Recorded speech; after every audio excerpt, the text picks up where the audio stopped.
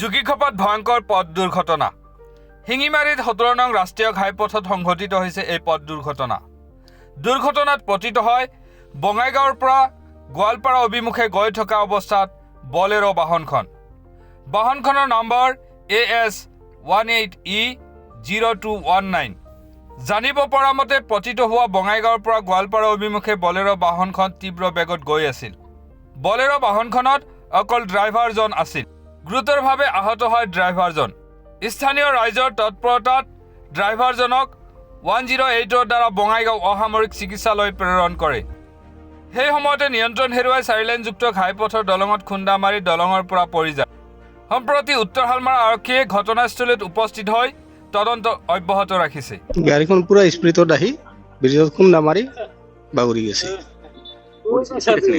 বহুত স্পীড আছে। মানুহ কেইজন আছিল এতিয়া দেখা নাই, কিন্তু গাড়ীখন পুৰা স্পীডত আহি আৰক্ষী আহি পাইছে। আৰক্ষী পিছত আহি পাইছে। মানুহ হস্পিটেলত ভৰাই দিছে।